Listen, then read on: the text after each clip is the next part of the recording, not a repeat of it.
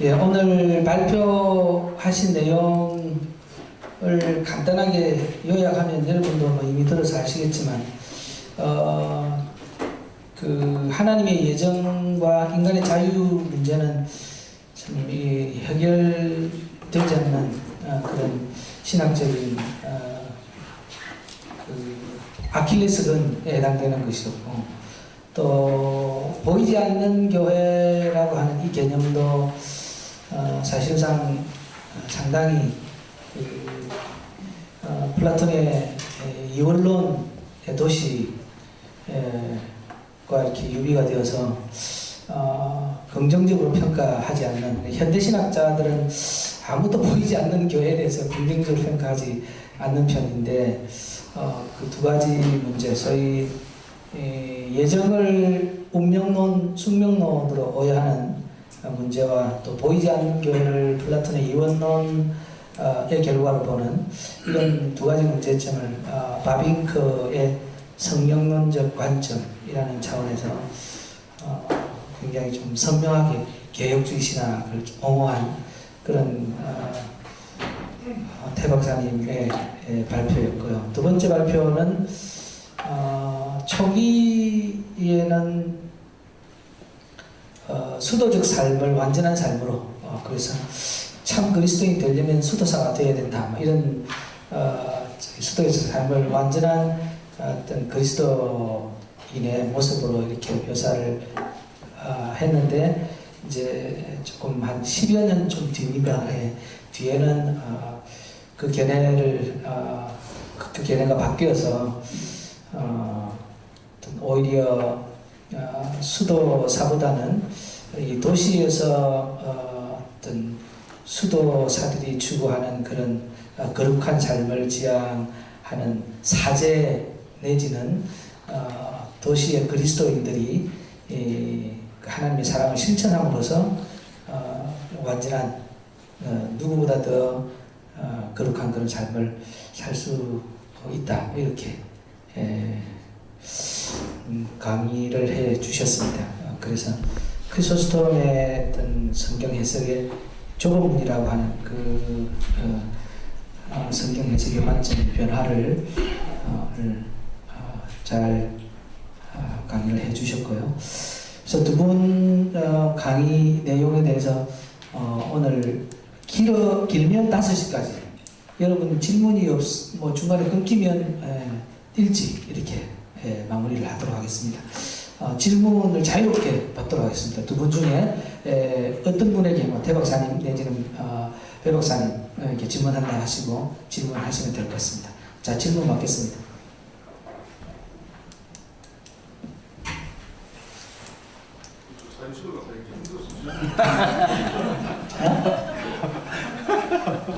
자, 질문 마칠까요? 제가 물건 예. 배정훈 박사님 네. 크리소스톰이 그 마태복음 7장 13, 14절의 해석을 처음 하고 나중에 달라게 했지 않습니까? 두 가지를 묻고 싶은데, 하나는 다른 성경구들도 다 다르게 그렇게 바뀌어가는지, 마태복음 7장만 그런 게 아니고 다른 것도 계속 그렇게 10년 정도 지나서 변화가 돼 가는지 하나 하고, 두 번째는 그 성경 그 본문 자체가 그 이미 칭의된 사람들의 성화의 문제를 좀 다루고 산상수훈이기 때문에, 근데 그 크리소스톰 같은 사람들은 그런 프레임이 없는지, 칭의와 성화라는 개념 자체가 없는 사람인지, 그 두 가지를 좀 묻고 싶습니다. 첫 번째 질문에 대해서 제가 다른 성경 구절의 변화는 제가 아직까지 보지 못했습니다. 네, 그래서 요것만 제가 파악해서 다른 것도 혹시 본인이 안 본 겁니까? 아니면 제가 못 본 걸 겁니다. 안 본 거지 못 본 거지? 못 본 것 같습니다. 네, 못 본 것 같습니다. 그리고 두 번째는 그 저희 이제 개혁주의에서 말하는 칭의, 성화 이런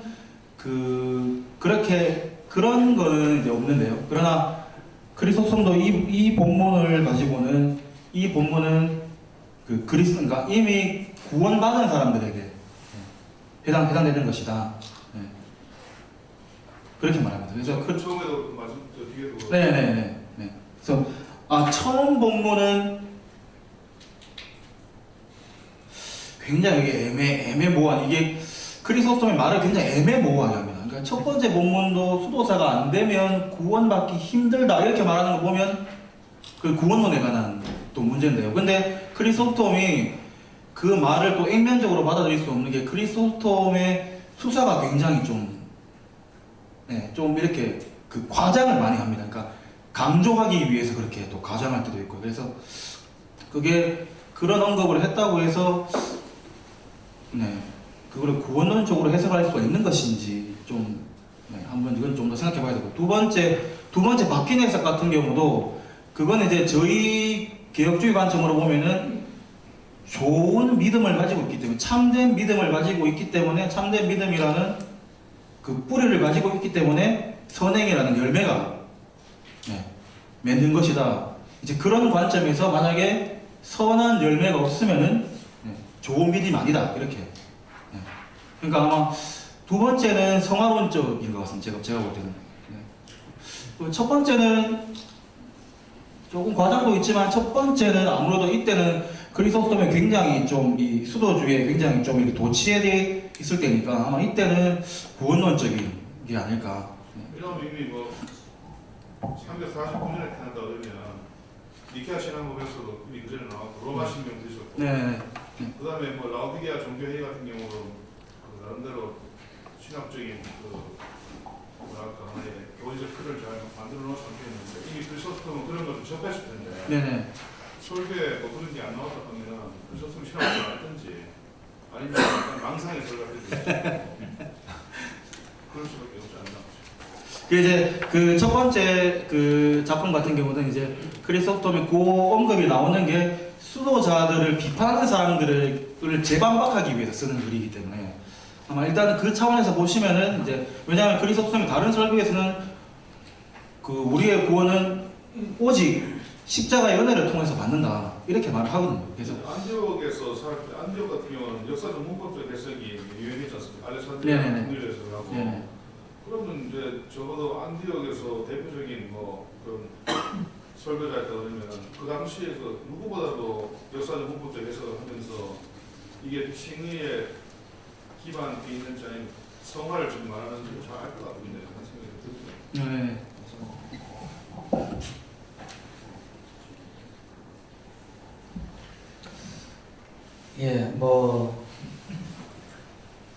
우리 개혁주의 신학은 끝까지 질문하면 잘 모르겠습니다 이렇게 대답합니다. 하나님께 물어봅시다. 그래서 너무 뭐 상세하게 끝까지 집요하게 질문하지 마시고 적당하게 질문하시기 바랍니다. 또 질문. 큰 패를 쳤습니다.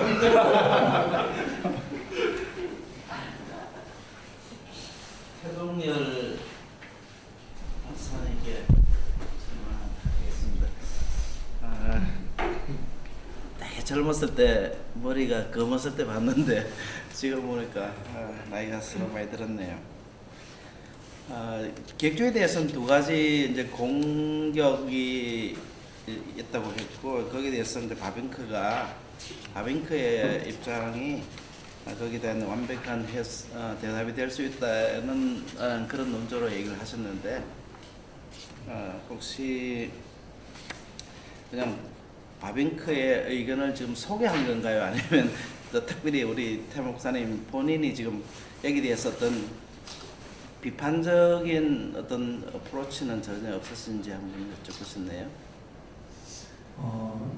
일단 어떻게 보면 완벽한 방어보다는 약간 설득력 있는 하나의 표본으로서 이제 기능한다고 그렇게 이제 이해를 하시면 좋을 것 같고, 그래서 이제 저도 소개하면서 바빙크가 이렇게 뭐 완벽하다 이런 것보다는 그런 비판들이 바빙크에 적용되었을 때 그것이 합당한 비판인가라고 했을 때, 저는 이제 바빙크의 어떤 하나님의 주권과 성령의 주권적 사역과 또 인간의 자유 이 관계성, 그리고 또 보이지 않는 교회, 보이는 교회, 이게 과연 그 플라톤적 이원론이냐 이런 비판을 이렇게 이제 고려해 볼 때 바빙크에게는 그 비판이 어떻게 보면 타당하지 않다.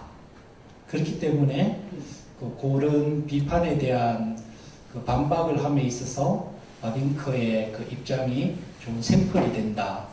그렇게 이제 저는 그 정도로 그 접근을 해가고 있습니다. 예.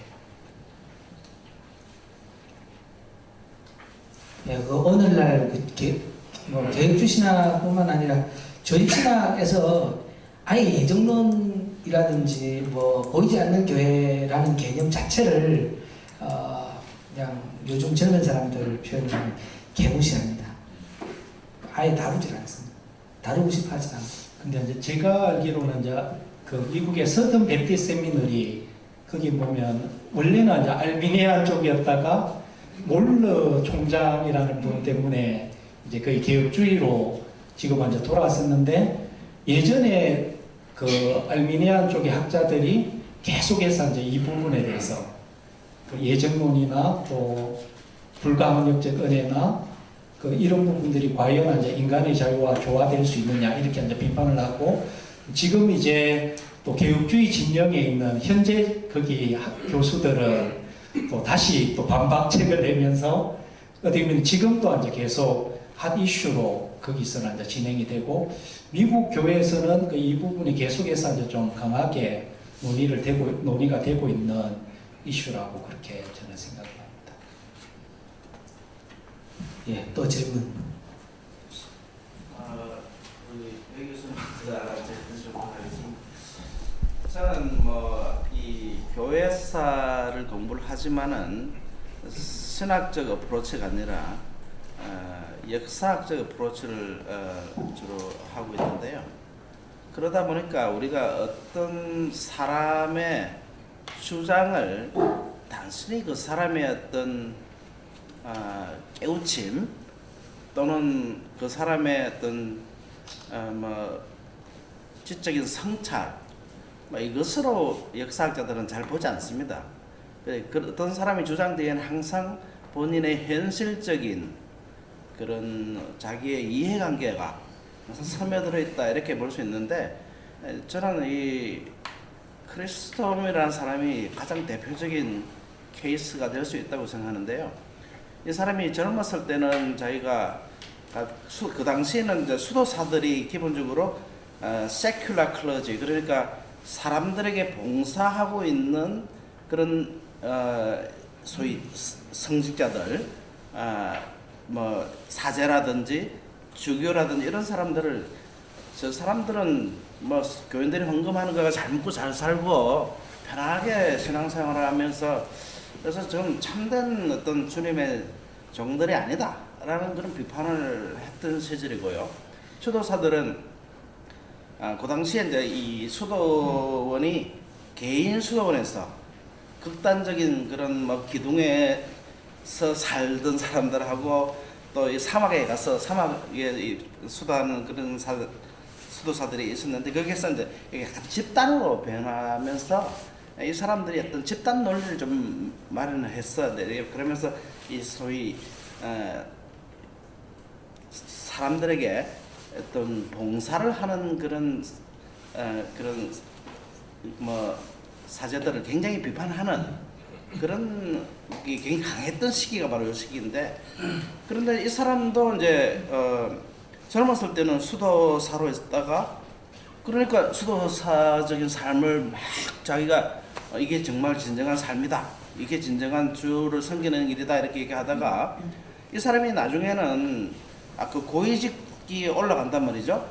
그러면서 세속 성직자가 되는 거죠. 그게 말이죠. 나중에는 이 사람이 콘스탄티노플 주교, 대주교까지 되는데 그래 대주교나 이런 사람들 입장에서는 사람들 다 뭐 수도하러 간다 그러고 또는 뭐 수도한 사람 그 사람들만 아주 대단한 종처럼 얘기하니까 다 그러면 이 사람 개인적인 자기의 어떤 그 지위라든지 이런 것이 또 수도사들에 대한 통제력 이런 게 약화되고 하니까 그런 개인적인 이해관계 때문에 기본적으로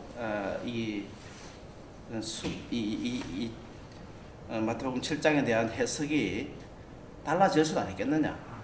목사님들도 보면 같은 본문 가지고 어떨 때는 이렇게 얘기하고 저럴 때는 저렇게 얘기하고 보면 내가 보기에는 자기 입장에 맞춰서 저렇게 바뀌어가는구나 싶을 때가 상당히 많거든요.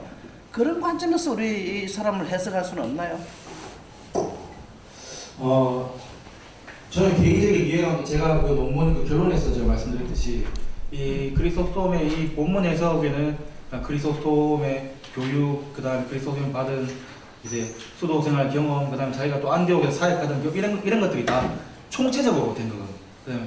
그다음에 이제 그 가운데서 이제 자기가 이제 새롭게 깨닫게 된 것들, 이런 것들이 다 이제 한꺼번에 이렇게 쭉 이렇게 그 복합적으로 이렇게 작용하고 저는 봅니다. 그래서 제가 생각할 때는 이제 그런 복합적인 여러 것들이 이제 기반에 깔려 있고, 그런 이제 기반 아래서 자기가 수도주의를 이제 그 새롭게 해석을 하는 거고, 네, 저는 이제 그렇게 보고요. 또 이제 그 교수님께서 지적하셨듯이, 근데 이제 요 두 문에 대한 해석이 바뀔 때는 아직까지 크리소스톰이 콘스탄티노플에 사역하기 전입니다. 콘스탄티노플은 398년부터 사역하는데, 이건 이제 거의 크리소스톰이 거의 한 300, 거의 크리소스톰이 수도 생활을 마치자마자 거의 한 3, 4년 후부터 해석이 이제 막 바뀌기. 그러니까 이제 그 가운데서 자기가 굉장히 수도사들한테 실망을 많이 느꼈고, 또 교수님께서 지적하셨듯이 그 교회의 그 권력 관계에서 수도사들이 권력이 더 많이 차지하고 사람들보다 존경을 더 많이 받으니까 그거를 좀 견제하기 위해서 수도사들을 비판하고 그런 것들이 또 있습니다, 분명히. 네. 그래서 이게 네. 안 드러났어. 아, 네, 이게 제가 이게 막 이게 바빠가지고 잘못 몸이. 네, 그런 근데 그런 면이 다 있습니다. 네, 네, 다 있습니다. 예, 또 질문. 예, 찬송이. 아니 근데 여기 이제 우리 평시 성도들도 있기 때문에 그냥 그런 차원에서 이제 바윙크가 말하는 그러니까 하나님이 주시는 은혜와 자율적 말씀에 대한 이 순종을 성도들에게, 우리 아까 이제 뭐 황 교수님 말씀하셨더니 깊게 파고 들어가면 이제 모른다밖에 할 수 없는데, 그래도 이제 우리 성도들의 눈높이에 맞게끔 이걸 어떻게 이제 조화롭게 친협동적인 측면이 아닌 측면으로 그런 그 하나님 주신 은혜와 자율적 말씀의 순종, 뭐 이게 이제 뭐 예정론과 언약론에 대한 조화롭게 설명할 수도 있겠고, 하여튼 그런 부분을 좀 성도의 눈높이에 어떻게 좀 설명하실 수 있겠는지. 네, 목사다 보니까 아주 네, 좋은 질문입니다. 일단 그 강의 중에도 약간 이야기를 했는데, 그 하나님의 선택, 또 예수님이 이룬 획득한 구속, 이거는 하나님 편에서 준비하는 선물이기 때문에 그 준비하신 그걸 놓고 우리가 그거는 인간의 자유를 훼손한다 이렇게 하는 것은 어떻게 보면 그건 좀 보통 어불성설 같은 이제 입장이고, 오히려 그러면 하나님께서 이 준비하신 거를 우리에게 이제 전달하실 때, 주실 때 그 성령을 통해서 이제 주시는데, 그 성령께서 그러면 어떻게 전달하시는지, 어떻게 주시는지 그 부분이 이제 인간의 자유와 직결되는 문제라고 그 바빙크는 이제 이야기를 하고, 저도 그 부분에 동의하고요. 그럴 때 이제 성령께서 은혜를 베푸실 때 그게 인간의 본성을 반대하거나 인간의 자유를 침해하는 방법이 아니라 오히려 죄 때문에 본성이 왜곡되어 있는데 그 왜곡된 걸 회복시키시고 그게 꼭 피도록 그렇게 이제 역사하시는, 그리고 또 본성 안에서 본성을 통해서 뭔가 다른 걸 가지고 이걸 대체하는 것이 아니라 오히려 우리의 본성을 회복시키시고 또 그 본성 안에서 본성을 통해서 역사하시는 것이 성령의 변치 않는 사역 원리이기 때문에, 그런 의미에서 분명히 성령님께서 주도권을 쥐고 계시지만 또 그분이 전능하신 분인데 피조물인 우리하고 비교했을 때 주도권을 당연히 이제 지시지만 그 주도권이 오히려 우리의 자유나 본성을 침해하거나 반대하는 것이 아니라 우리 회복시키고 꽃피우고 오히려 그 자유와 완전히 조화되는 방법으로 그렇게 이제 역사하신다는, 그렇게 이해했을 때는 우리 하나님의 그 주권과 인간의 자유가 결코 이렇게 반대되는 것이 아니라 완전히 조화될 수 있다는 그런 이해를 할 수 있을 것 같습니다. 그 성도님들이 이해하실까요? 이렇게 하면 아니면 근데 원론 전체적인 부분에서 이 중생의 부분들은 네. 명확하게 우리가 이렇게 가능하겠지만 네, 사실은 이제 우리가 그 목회자가 성화의 전반에 대한 적용점들을 많이 이제 그 설교는 클로징으로 하게 된단 말이죠. 그런 네. 상황 속에서 이제 할 때 이제 쉽지 않은 그 이제 우리의 어떤 적용의 부분이 아닐까 그런 생각이 하여튼 들기는 하는데요. 네. 그리고 바비크 시대 자체에도 그 문제는 되게 강력한 문제였거든. 율법주의와 반율법주의. 그래서 이제 뭐 반율법주의 같은 경우는 하나님의 주권을 강조하면서 인간의 자유를 좀 무시하는, 또 율법주의는 인간의 행위 자체에 너무 강조점을 두는. 근데 바빙크도 그 사이에서 어떤 것이 성경적인 답일까, 그것을 되게 긴밀하게 추적을 해갖고, 그러면 오늘날 우리 한국 사회에도 그 문제가 이렇게 다시 일어나지만, 제가 생각할 때는 한국에서 지금 일어나는 이런 것들이 새로운 것이 아니라 오히려 계속 이렇게 네버엔딩으로 진행되는 그런 이슈가 또 요즘 좀 부각되는 그런 차원으로 저는 좀 이해를 하고 있습니다. 그리고 이제 이 얘기를 왜 했냐면, 우리가 교육자들과 스터디를 하면서 헌금의 부분에 수전 규모니나 수전을 돌릴 것이냐, 자율적으로 할 것이냐, 이게 우리 이제 그 목사님은 이제 그래도 좀뭐 좌파적 개념을 가지고 인간의 자율성에 대하여 더 강조를 했고, 또 아니다, 인간의 본성 자체가 구원받았지만 목사님 잘 알지만 자율성을 강조하다 보니까 안 되는 거 아니냐. 그래서 이제 이런 부분에 대한 충돌이 이제 서로 사실은 있어가지고 결론은 우리가 이제 중지하는 것을 일단 끝났는데요. 제가 볼 때는 이제 그 부분도 만약 제가 있는 이 부분으로 답을 드린다면, 네. 바빙크 같은 경우는 이제 성령께서 역사하실 때 그 말씀을 통해서 그 말씀과 함께 이렇게 역사하신다고 했을 때, 우리가 결국 그 부분에 대해서도 어떤 성경에서 그 본문에서 관련된 본문에서 우리가 답을 찾아가야 되는데, 그때 이제 성령님의 인도하심을 구하면서 우리가 오류에 빠지지 않고 잘 분별할 수 있도록 이렇게 접근을 해가면, 그 인도하심이 절대 막연한 인도하심이 아니라 그 실제적이고, 또 우리가 충분히 지혜로운 답을 찾을 수 있는 인도하심, 그 믿음으로 우리가 이제 접근을 해간다면 바빙크의 성론을 잘 소화하면서 접근하는 방법이 아닐까 생각을 해요. 예, 헌금 문제는 제가 볼 때 이게 조직신학적으로 해결되기 어렵고 실천신학적으로, 실천신학 저는 그것이 더 결론은 조직신학자로서는 최선의 대답을 하시는 것 같습니다. 예, 또 지금 저기 헌금도 들어오면서 되는지 아니면 걷는 게 맞는지, 걷는 게 맞는지는 현실적으로 볼 때는 그냥 돈이 어디가 많이 나오는지를 보면서 이게 이제 우리 그 현실을 보기에 굉장히 위험한 발언하십니다. 어떻게 하는 게 돈이 굉장히 많이 현실적인 대답이십니다. 저렇게 접근하면 안 됩니다. 신학신학자 연구를 좀 한 달 쓰면 잘 보여주시면. 나옵니다. 한 달만 다 배우면 예, 헌금 문제는 여기 마무리를 한 하고. 달은 수전하고 한 달은 수전하지 않고 비교해가지고 그 양쪽 총액이 얼마인지 절교한 떼고 대신. 예, 감사합니다. 또 다른 질문.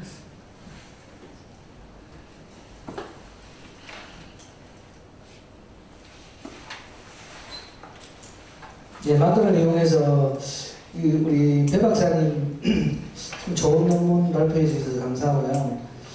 제가 좋은 논문이라는 이야기를 그진 잘 안 씁니다. 그래서 두 분 다 오늘 참 좋은 논문 발표해 주셔서 감사한데, 크리소스톰이 수도사 생활을 하고 나서 그 다음에 내린 결론은 수도사 생활이 최고다. 예. 그리고 이제 집사와 사제 생활을 하고 나서는 보니까 수도사 생활 그게 최고가 아니네. 오히려 그거와 지금 이걸 비교해 보면 이게 훨씬 더 어렵다. 그래서 실제로 이런 자리에서 정말 거룩과 사랑을 실천하는 것이 이게 진짜다. 네. 뭐 이렇게 이제 이야기를 한 것 같은데 여기 지금 마지막 결론 부분에 보면 크리소스톰 해석이 이렇게 변하는데 영향을 미친 몇 가지 요소에 첫 번째가 그의 수도 생활이 나오거든요. 수도 생활은 빼야 되는 거 아닌가요? 수도 생활은 그러니까 수도 생활하고 하고 나서 수도사가 최고다 그랬는데 교회 사역을 경험하고 나서는 다른 결론을 내렸으니까 변화하기 전에 경험이 수도원 생활이 아닐까요? 네, 그 교수님 그 지적처럼 그 수도 생활인데 이제 수도 생활, 그러니까 처음에는 수도 생활이 완전하다고 생각했는데요. 근데 이게 이제 교회 사역을 하고 자기가 여러 가지 이제 변화를 막 겪으면서 이 수도 생활이 생각하던 것처럼 그렇게 이상적이진 않구나 이런 이해가까지 가는데, 근데 또 그렇게 말함에도 불구하고 모든 성도들은 수도사처럼 살아야 된다 이렇게 말을 하거든요. 그러니까 수도사가 가지고 있는 그런 약점들은 빼고 그 사람들이 그 추구하는 검소함이라든지 뭐 그다음에 죄와 그리고 욕망을 자기가 이제 다스린다는 그런 훈련, 그다음에 기도, 말씀을, 왜냐하면 이제 그 당시에 안디옥 사람들은 일반 사람들은 성경 읽고 그리고 기도할 필요 없다 이렇게 말하거든요. 수도사들이 다 그건 하는 거고 그 사람들이 하는 거고 우리는 그냥 여기서 그냥 교회만 다니고 왔다 갔다 하고 이렇게 하는 것 뿐이지. 네. 그래서 이제 그런 거를 수도사들이 하는 덕목으로 봤기 때문에, 그러니까 수도사들이 가지고 있는 그런 성경 묵상, 기도, 체라기도, 금식, 그다음에 검소하게 살아가는, 그다음에 그 이제 자기가 이제 거기서 이제 하나를 더 이제 해서 그 수도 정신에 있어가지고 가장 그 중요한 것이 그 이웃 사랑이다 이렇게 말하면서, 네, 수도 정신을 이 땅에서 사는 것이 가장 중요하다 이렇게 말을 하는 거기 때문에 수도 생활이 가지고 있는 일반적인 여러 그런 특징들은 다 여기서 살아야 된다 이렇게 말을 하거든요. 그래서 이제 그런 것들은 자기가 수도 생활을 하면서 자기가 체험적으로 그걸 자기가 이제 아는 것이기 때문에 이제 그런 면에서 보면은 자기의 그 수도 생활도, 네, 그 부정적인 면도 있었지만 그러나, 네, 그런 면에 싹 빼고 또, 네, 긍정적인 면만 이렇게 자기의 사역에 있어가지고. 그럼 결론이 세상 속에서 그리스도인의 삶을이라고 이렇게 하셨는데 세상 속에서 수도사가 되자. 네, 네. 세상 밖에서 수도사가 아니라 세상 속에서 네, 수도사가 네, 되자. 네, 네. 뭐 그런 결론. 그런 겁니다. 네, 네. 네. 네, 감사합니다. 우리 또 질문 다른 없으시면 이게 지금 크리소스톰이 안디옥을 기독교 도시로 변혁하고자 했다. 뭐 이런 네. 이제 이야기가 있던데 이거 크리소스톰이 그럼 그 오늘 한국 성시화의 효시 그러니까 이제 이 당시에 그 주교들이나 그리고 교회 그 지도자적인 위치에 있는 사람들의 거의 아마 공통적인 생각 같은데요. 그러니까 제국을 그 기독교화 시켜야 된다 이런 생각이 있었습니다. 왜냐하면 313년부터 콘스탄틴이 기독교를 공인은 했지만 그러나 공인만 됐지 아직까지 뭐 이교 그 뭐 생활 방식은 여전히 이제 그 옛날에 살아가던 그 이교의 전통 이런 게 굉장히 강하게 남아 있었거든요. 안디옥만 해도 자기들이 살아가는 밖에만 조금만 나가면 뭐 신전이 있고 시장에 나가면 뭐 신전에서 나오는 뭐 그 음식들, 그 다음에 그 사람들이 즐겼던 축제, 그 다음에 뭐 전차 경주라든지 그 다음에 막 연극 이런 것들이 다 실제적으로는 이제 그 이방 신화를 이제 기초로 한 거니까, 네, 그러니까 그 명목상으로만 그렇게 공인이 돼 있지, 그러니까 실제 삶은 거의 뭐 일반 뭐 불신자나 마찬가지다. 이제 뭐 저희가 말하는 그렇게 그런 식이거든요. 이제 그러니까 크리소스톰이 이제 거기에 대해서, 네, 모든 사람들이 수도사처럼 살아가서 그런 수도사들이 모인 하나의 가정이 또 여러 가정이 모여 네, 모이면은, 네, 나중에는 결국에는 제국의 변화가 될 것이다 이렇게. 네, 그렇게 생각. 뭐 그렇게 따지면은 뭐 성시한 뭐 표시라고도 말할 수가 있습니다. 네. 아니 뭐 그건 이제 제가 그때 당시의 삶을 또 시대적인 상황을 좀 더 설명을 해줬으면 하는 바람이었고요. 테오도시우스 황제가 380년에 이미 기독교를 그러니까 로마 제국을 기독교 제국으로 이렇게 선언했습니다. 그러니까 380년에 이미 로마는 기독교 제국이 된 거예요. 그래서 뭐 신전이라든지 여러 이제 조처를 했습니다. 모든 것들을 기독교화 하려고 조처를 했는데 완벽하지 않았던 거죠. 완벽하게 그렇게 만들지 못했기 때문에 각 도시들의 지역에서 이제 그런 갈등이 결국 생겼고, 그것을 이제 완전하게 그리스도인의 어떤 도시로 만들어야 된다 하는 이런 개념을 그 그리스도인도 동일하게 갖고 있었다. 그래 보이는 그랬어요. 또 질문? 제가 하나 더 해도 됩니까? 예, 하십시오. 최 교수님 논문하고는 관계 없는 얘기인데, 근데 이때쯤에서 왜 그리스도론에 대한, 기독론에 대한 뭐 논쟁들이 좀 더 일어나기 시작하는데, 예수님이 뭐 양성을 완전한 신이고 완전한 인간이냐, 아니면 그냥 뭐 단성론이냐, 이런 논쟁이 있을 텐데, 크리스토만 어떤 입장이었던, 혹시 그런 데 대한 뭐 견해가 있었나요? 제가 개인적으로 연구는 안 했는데 크리소스톰이 칼케논 이후에 동방교회에서 기독론에 대한 논의에서 굉장히 중요한 인물이 됩니다. 그러니까 정통 기독교에 대한.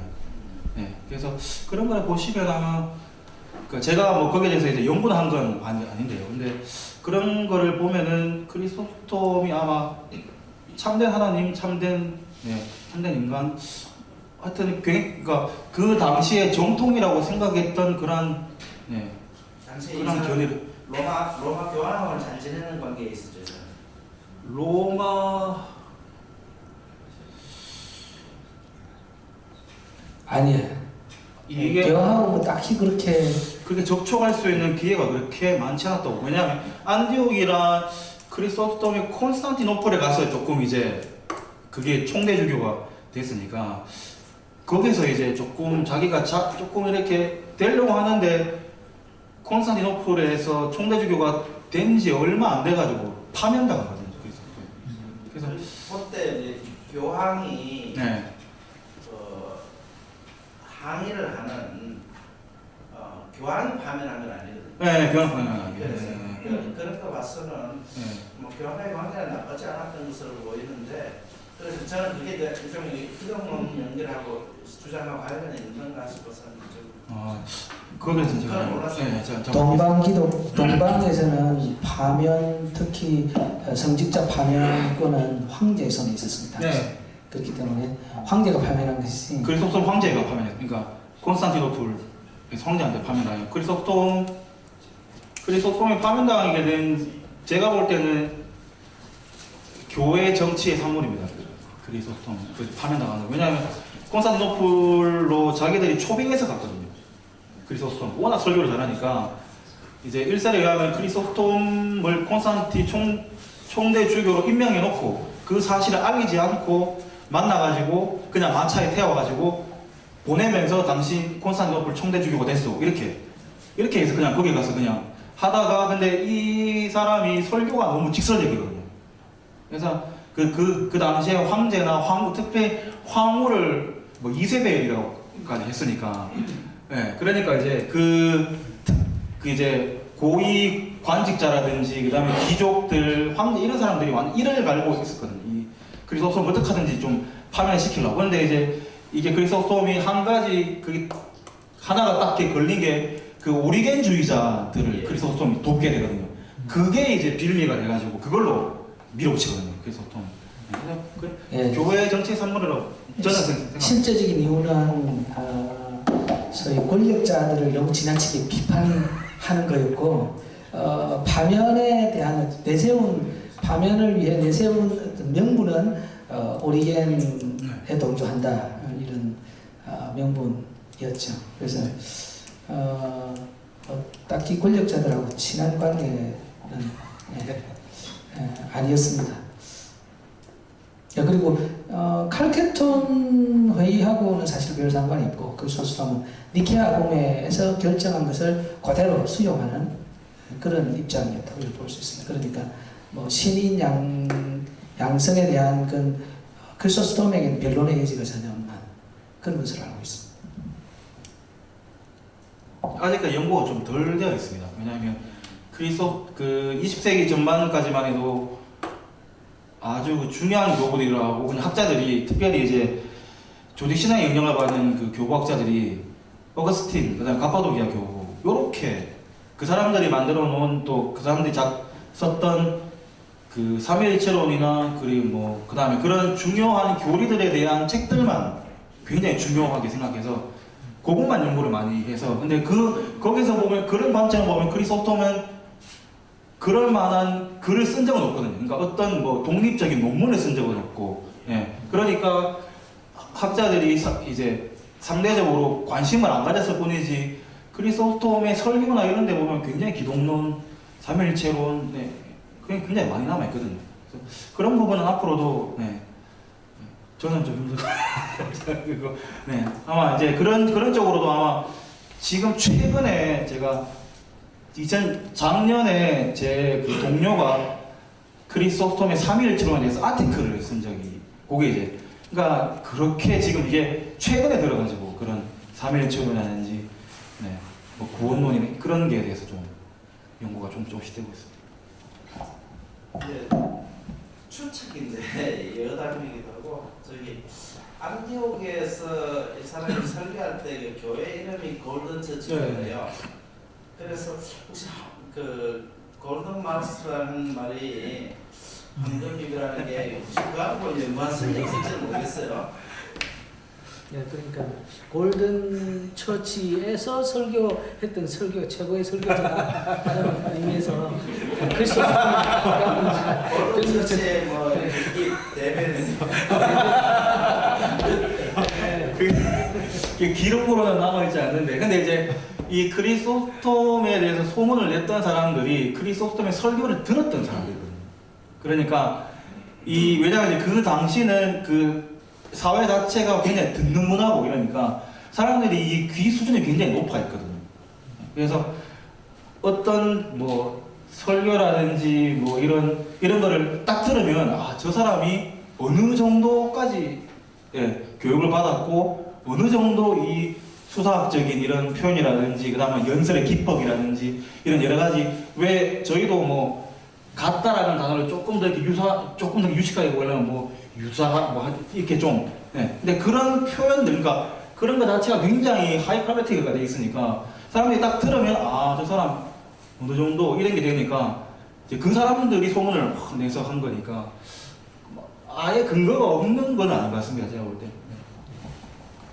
뭐 크리소스톰과 어거스틴을 비교하자면 어거스틴은 상당히 그 최고의 어떤 성직자 내지는 학자의 레벨이고 어거스틴 같은 경우는 그 다음 단계 정도 이렇게 비유할 수 있을 만큼 언어나 뭐 여러 가지 측면에서 탁월한 특히 뭐 수사학적인 차원에서는 굉장히 탁월한 그런 면모를 보였다고 볼 수 있습니다. 또 다른 질문해 주십시오. 없으시면 마칠까요? 마쳐도 되겠습니까? 하면서 네. 하나만 아까 태동열 박사님 아까 저기 그 페이퍼에 보면 요한복음의 고백강화가 좀 나오는데 네. 제가 박사학위 논문이 요한복음의 고백강화라고 기독교는 성령 안에서 성령에 의하여 성령을 통해 예수님이 나타난다 이런 식의 어떤 그 말씀을 하셨는데 제 주제가 그쪽이었거든요. 네. 예수님의 그 프레젠스였습니다. 네. 근데 지금 여기서 이 성령론적 관점에서 할 때 몇 가지 이제 제목에 좀 의문이 있는데 인간의 자유라고 해야 됩니까? 인간의 책임이라 해야 됩니까? 이게 자유라는 말보다 책임이라는 말이 더 여기서 좀 더 이렇게 포커스를 좀 집중할 수 있는 하나 아닌가요? 여기 어디면 이제 이슈 자체가 보통 공격하는 사람들이 인간의 자유를 침해한다 이렇게 하지 인간의 책임을 침해한다 이렇게는 잘 그러니까 그런 맥락에서 이제 이 제목을 그리고 또 자유하고 책임은 이게 동전의 양면처럼 딱 붙어 있는 개념으로 그렇게 생각하면 됩니다. 근데 성령론적 관점에 갈 때 이게 이제 말을 갖다 붙이자면은 여기서 지금 기독론적 성령론이죠. 그러면 이제 제일 정확하게 이야기하면 삼위일체죠. 삼일체적 예, 성령론. 네, 그렇게 하면 제일 계시록 요한복음의 고별 강화가 아주 삼위일체론적인 맞아요. 네, 네, 네. 네, 네, 그래서 거기서 특정한 어떤 성령에 의하여와 이 성령 안에서, 이런 네. 어떤 그런 내용들의 미묘한 부분이 성경 신학자들이 볼 때는 네, 별로 의미가 없는 그 부분 같다는 생각이 들어가지고 이게 조신학자들이 볼 때는 뭐 의미가 있는 부분인지 모르겠습니다만은 네, 이제 저같이 기초학문을 하는 사람들은 네, 예수님의 영이 바로 성령이시기 때문에 네, 이 성령과 예수님의 관계를 네, 굉장히 그 미묘하게 이렇게 단어 던지사 놔가지고 네. 설정한다는 것은 그 상당히 그 포괄적인 본문의 어떤 여러 군데에 있는 내용들을 좀 너무 무시하는 거 아닌가 하는 생각이 좀 듭니다. 네, 네. 제가 아는 또 다른 성경신학자 변종길 교수님 같은 경우에 논문이 보면 그 성령론 쪽이시고 예. 또 생수의 강인에게 흘러넘치니라 이제 그렇게 하면서 바빙크도 좀 중요하게 언급을 하거든요. 그렇게 했을 때 물론 그 본문은 아니지만 어떻게 보면 바빙크에 있어가지고 어떤 성부 성자께서 그 성령을 통해서 이제 임재하시고 또 역사하신다는 이 부분이 그 변종일 교수님 같은 경우는 성경신학적으로도 되게 좀 중요한 의미가 있다고 거기서 이제 밝히셨고 저도 거기서 좀 힌트를 이번에 좀 많이 얻었습니다. 그래서 구약과 신약에서 성령의 사역이 어떻게 변화가 되는지 그런 부분을 접근했을 때 이게 단순히 기독론적 관점에서만 보는 거하고 이 기독론적 관점과 성령론적 관점이 어떤 구별성을 가지는지 그걸 좀 중요하게 생각하면서 보는 거는 제가 연구한 바로는 상당한 이렇게 좀 차이점도 있고 좀 약간 구별돼서 이렇게 연구할 필요가 있다고 그렇게 저는 이제 생각합니다. 제 생각에 네. 그리스도께서 네, 이제 고백 강화를 하시면서 저들이 약속하신 것이 내가 너희를 떠나지 않겠다. 네, 계속 함께 하겠다는 그 프레젠스에 대한 약속이란 말이죠. 그렇죠. 예, 그것을 어떻게 함께 하느냐 할 때 성령께서 오심을 함께 한다든지 혹은 네. 말씀으로 함께 한다든지 네, 너희가 서로 사랑할 때 내가 거기 있다든지 이렇게 네. 다양한 그 양태로 예수님께서 너희와 함께 있겠다는 말씀을 약속을 하시거든요. 네, 네, 그 중에 하나가 성령이지. 네, 변 교수님의 논문은 그 요한복음 8장에 있는 그 성령이 가지고 오시지 않았다. 네, 그 부분만 이제 떼가지고 이제 그 자기가 그 8장에 있는 내용 그 제가 우리말 좀 the Holy Spirit was not yet come인가 뭐. 네네네, 맞아요. 네네네. 거기서 나온 그건데. 네네, 그거는 이제 그 정말 그 기독론적인 문맥 속에서 말씀했기 때문에 그렇게 하는 것이고. 네네, 고백 강화를 말할 때는 그것이 성령에 이렇게 한정되는 게 아니고 예수의 프레젠스는 굉장히 네. 다양한 게 제가 알기로 10가지 정도 됩니다. 네네네네, 그래서 네, 여기서는 네, 그 교회를 말할 뭐 그 부분만 제가 물어보는 겁니다. 네네. 다소 네. 기독론적 성령론적 관점에서 삼일체가 물론 이제 제일 크지만 네네. 뭐 구분이 그렇게 명확하게 됩니까? 기독론적하고 성령적하고. 그래서 되면 이제 그것도 되면 여러 가지 다양한 본문들 중에 하나로 이렇게 그냥 생각을 하면 그게 여러 가지 단서들 중에 그 부분도 하나 연결해서 묵상해 볼 수 있는 그런 차원인데 근데 그 본문만을 가지고 바빙크가 막 이렇게 많은 걸 끌어내고 그런 성격으로 이해할 필요는 없을 것 같습니다. 네. 네, 신약 신학자와 주식 신학자 사이에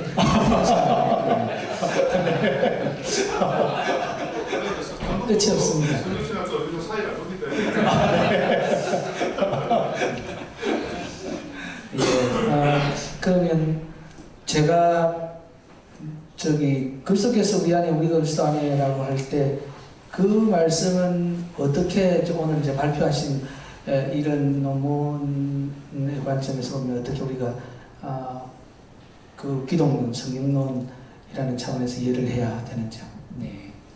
그러면은 그리스도께서 우리 안에, 우리가 그리스도 안에라고 했을 때, 그러면은 그 union with Christ, 그리스도와 우리가 이제 연합됐다라고 했을 때, 근데 이제 만약 이걸 기독론적으로만 그냥 하면 그 승천하신 그리스도가 어떤 편재성을 가지고 이렇게 그렇게 했을 때는 이게 성경에서 이야기하는 바하고 좀 멀어지는 부분이 오히려 이제 성령을 통해서 그리스도께서 우리 가운데 임재하신다. 이게 되면 오히려 성경에서 좀 강조하는 부분이라는 생각이 들고 여기서 이제 그 제가 판룰러 이 학자를 이제 소개했는데 이 사람이 그 one person in two persons라고 하거든요. 그래서 이제 그 two persons는 그리스도의 인격과 또 우리의 인격을 one person 성령께서 그 직접적으로 지금 연결을 해주시는, 그리고 또 우리 성도들 가운데도 one persons in many persons에서 한 인격이신 성령께서 우리 안에 거하시면서 우리를 실제적으로 연결을 해주고 있는, 그래서 성령론적으로 union with Christ라고 했을 때는 정말 그 실제적인 그 성령의 현재적인 연합을 그리스도와 우리 사이에 이렇게 연결해주고 있고, 또 우리 성도들을 그 성령의 그 한 인격이 우리를 다 묶어주는 그 실제적인 차원에서 그 그리스도 안에서 연합을, 또 성도들 간의 연합을 생각을 할 수 있는 것 같습니다. 그래서 제가 이해하는 그 주님이 제 안에 있고 또 우리가 주님 안에 있고 또 되면 우리 모두가 또 어떻게 보면 하나가 되는 이런 그 연합이라는 차원이 성령론적으로 이해했을 때는 현재적이고 실제적인 연합이라는 그런 이해를 우리가 할 수 있을 것 같습니다. 그럼 실제 그리스도께서 우리에게 실제적으로 우리와 함께 하시니까, 그러면 성령께서 우리와 함께 하시는 것을 그리스도께서 우리와 함께 하신다 이렇게 표현하는 겁니다. 근데 만약 우리가 삼위일체를 믿는다면은 당연히 성령의 함께 하심은 그 완벽하게 또 그리스도와 성부가 우리와 함께하는 이 부분도 당연히 이제 우리가 이해를 해야 된다고 생각을 합니다. 그렇다면 성령론과 기독론의 차이는 뭡니까? 성부와 성자께서 성령을 통해서 성령 안에서 우리와 함께 하시는 이 어떻게 보면은 그 구별성 자체가 우리가 그 성부 성자 성령 하나됨도 중요하지만 그 구별성 자체도 이게 동일하게 이제 중요하다는 그런 의미로 이해를 했습니다. 그리스도께서 우리 안에 계시고 우리가 그리스도 안에 있다라고 할 때 그게 실제적인 의미에서 네. 기독론입니까? 성령론입니까?